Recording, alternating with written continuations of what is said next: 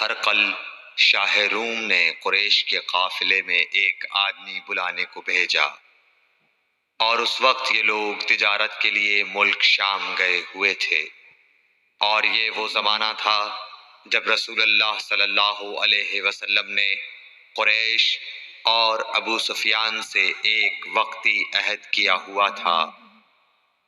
جب ابو سفیان اور دوسرے لوگ ہرقل کے پاس ایلیا پہنچے جہاں ہرقل نے دربار طلب کیا تھا، اس کے گرد روم کے بڑے بڑے لوگ، علماء، وزراء و امراء بیٹھے ہوئے تھے۔ ہرقل نے ان کو اور اپنے ترجمان کو بلوایا، پھر ان سے پوچھا کہ تم میں سے کون شخص مدعی رسالت کا زیادہ قریبی عزیز ہے؟ ابو سفیان کہتے ہیں کہ میں بول اٹھا کہ میں اس کا سب سے زیادہ قریبی رشتہ دار ہوں۔ یہ سن کر ہرقل نے حکم دیا کہ اس ابو سفیان کو میرے قریب لا کر بٹھاؤ اور اس کے ساتھیوں کو اس کی پیٹھ کے پیچھے بٹھا دو۔ پھر اپنے ترجمان سے کہا کہ ان لوگوں سے کہہ دو کہ میں ابو سفیان سے اس شخص یعنی محمد صلی اللہ علیہ وسلم کے حالات پوچھتا ہوں۔ اگر یہ مجھ سے کسی بات میں جھوٹ بول دے تو تم اس کا جھوٹ ظاہر کر دینا۔ ابو سفیان کا قول ہے کہ خدا کی قسم، اگر مجھے یہ غیرت نہ آتی کہ یہ لوگ مجھ کو جھٹلائیں گے تو میں آپ صلی اللہ علیہ وسلم کی نسبت ضرور غلط گوئی سے کام لیتا۔ خیر، پہلی بات جو ہرقل نے مجھ سے پوچھی وہ یہ کہ اس شخص کا خاندان تم لوگوں میں کیسا ہے؟ میں نے کہا وہ تو بڑے اونچے عالی نسب والے ہیں۔ کہنے لگا اس سے پہلے بھی کسی نے تم لوگوں میں ایسی بات کہی تھی؟ میں نے کہا نہیں۔ کہنے لگا اچھا اس کے بڑوں میں کوئی بادشاہ ہوا ہے؟ میں نے کہا نہیں۔ پھر اس نے کہا بڑے لوگوں نے اس کی پیروی اختیار کی ہے یا کمزوروں نے؟ میں نے کہا نہیں، کمزوروں نے۔ پھر کہنے لگا اس کے تابعدار روز بڑھتے جاتے ہیں یا کوئی ساتھی پھر بھی جاتا ہے؟ میں نے کہا نہیں۔ کہنے لگا کیا اپنے اس دعویٰ نبوت سے پہلے کبھی کسی بھی موقع پر اس نے جھوٹ بولا ہے؟ میں نے کہا نہیں، اور اب ہماری اس سے صلح کی ایک مقررہ مدت ٹھہری ہوئی ہے، معلوم نہیں وہ اس میں کیا کرنے والا ہے۔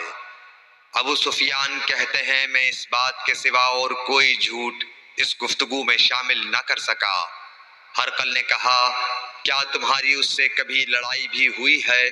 ہم نے کہا کہ ہاں۔ بولا پھر تمہاری اور اس کی جنگ کا کیا حال ہوتا ہے؟ میں نے کہا لڑائی ڈول کی طرح ہے، کبھی وہ ہم سے میدان جنگ جیت لیتے ہیں اور کبھی ہم ان سے جیت لیتے ہیں۔ ہرقل نے پوچھا وہ تمہیں کس بات کا حکم دیتا ہے؟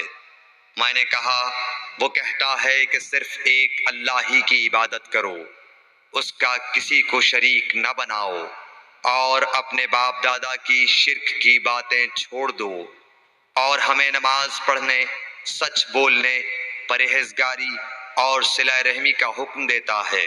یہ سب سن کر پھر ہرقل نے اپنے ترجمان سے کہا کہ ابو سفیان سے کہہ دے کہ میں نے تم سے اس کا نسب پوچھا تو تم نے کہا کہ وہ ہم سے عالی نسب ہے، اور پیغمبر اپنی قوم میں عالی نسب ہی بھیجے جایا کرتے ہیں۔ میں نے تم سے پوچھا کہ دعویٰ نبوت کی یہ بات تمہارے اندر اس سے پہلے کسی اور نے بھی کہی تھی تو تم نے جواب دیا کہ نہیں۔ تب میں نے اپنے دل میں کہا کہ اگر یہ بات اس سے پہلے کسی اور نے کہی ہوتی تو میں سمجھتا کہ اس شخص نے بھی اسی بات کی تقلید کی ہے جو پہلے کہی جا چکی ہے۔ میں نے تم سے پوچھا کہ اس کے بڑوں میں کوئی بادشاہ بھی گزرا ہے تو تم نے کہا کہ نہیں۔ تو میں نے دل میں کہا کہ ان کے بزرگوں میں سے کوئی بادشاہ ہوا ہوگا تو کہہ دوں گا کہ وہ شخص اس بہانے اپنے آباء و اجداد کی بادشاہت اور ان کا ملک دوبارہ حاصل کرنا چاہتا ہے۔ اور میں نے تم سے پوچھا کہ اس بات کے کہنے یعنی پیغمبری کا دعویٰ کرنے سے پہلے تم نے کبھی اس کو دروغ گوئی کا الزام لگایا ہے؟ تم نے کہا کہ نہیں۔ تو میں نے سمجھ لیا کہ جو شخص آدمیوں کے ساتھ دروغ گوئی سے بچے وہ اللہ کے بارے میں کیسے جھوٹی بات کہہ سکتا ہے۔ اور میں نے تم سے پوچھا کہ بڑے لوگ اس کے پیرو ہوتے ہیں یا کمزور آدمی؟ تم نے کہا کمزوروں نے اس کی اتباع کی ہے۔ تو دراصل یہی لوگ پیغمبروں کے متبعین ہوتے ہیں۔ اور میں نے تم سے پوچھا کہ اس کے ساتھی بڑھ رہے ہیں یا کم ہو رہے ہیں؟ تم نے کہا کہ وہ بڑھ رہے ہیں، اور ایمان کی کیفیت یہی ہوتی ہے حتیٰ کہ وہ کامل ہو جاتا ہے۔ اور میں نے تم سے پوچھا کہ آیا کوئی شخص اس کے دین سے ناخوش ہو کر مرتد بھی ہو جاتا ہے؟ تم نے کہا نہیں۔ تو ایمان کی خاصیت بھی یہی ہے، جن کے دلوں میں اس کی مسرت رچ بس جائے وہ اس سے لوٹا نہیں کرتے۔ اور میں نے تم سے پوچھا کہ آیا وہ کبھی عہد شکنی کرتے ہیں؟ تم نے کہا نہیں۔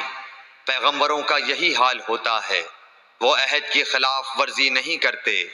اور میں نے تم سے کہا کہ وہ تم سے کس چیز کے لیے کہتے ہیں؟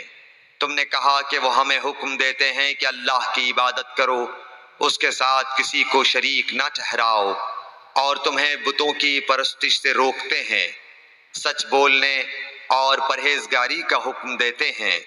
لہٰذا اگر یہ باتیں جو تم کہہ رہے ہو سچ ہیں تو ان قریب وہ اس جگہ کا مالک ہو جائے گا کہ جہاں میرے یہ دونوں پاؤں ہیں۔ مجھے معلوم تھا کہ وہ پیغمبر آنے والا ہے، مگر مجھے یہ معلوم نہیں تھا کہ وہ تمہارے اندر ہوگا۔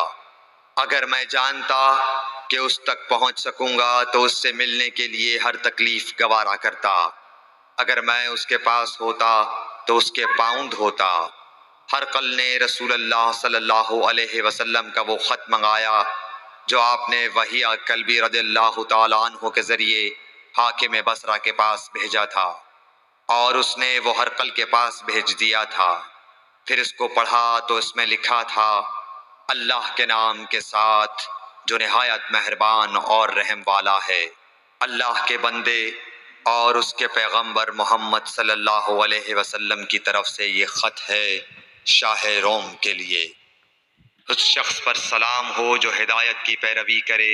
اس کے بعد میں آپ کے سامنے دعوت اسلام پیش کرتا ہوں۔ اگر آپ اسلام لے آئیں گے تو دین و دنیا میں سلامتی نصیب ہوگی، اللہ آپ کو دوہرا ثواب دے گا۔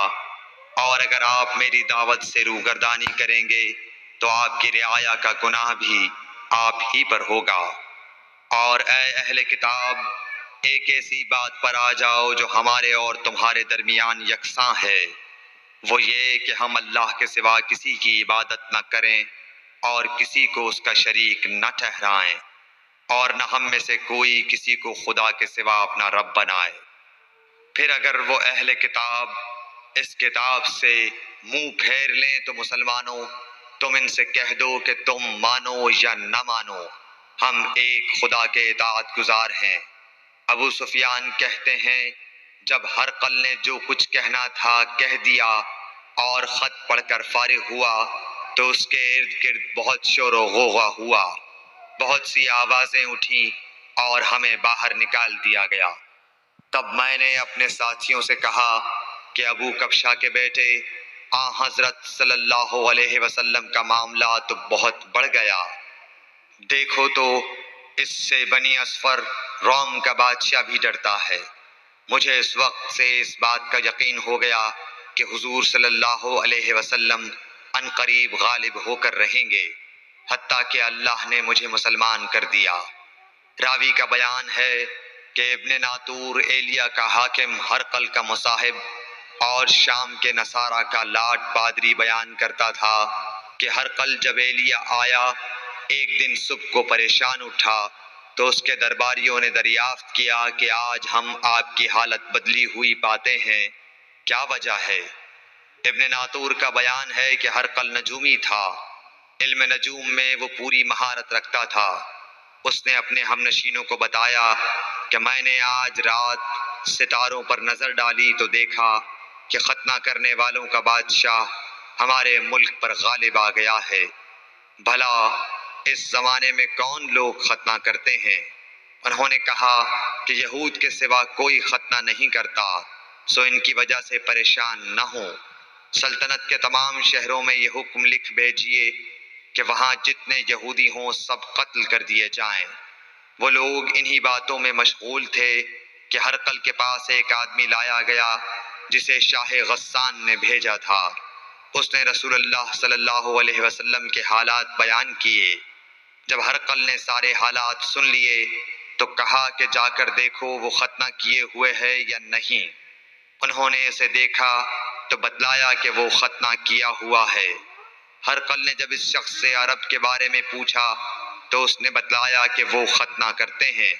تب ہرقل نے کہا کہ یہی محمد صلی اللہ علیہ وسلم اس امت کے بادشاہ ہیں جو پیدا ہو چکے ہیں۔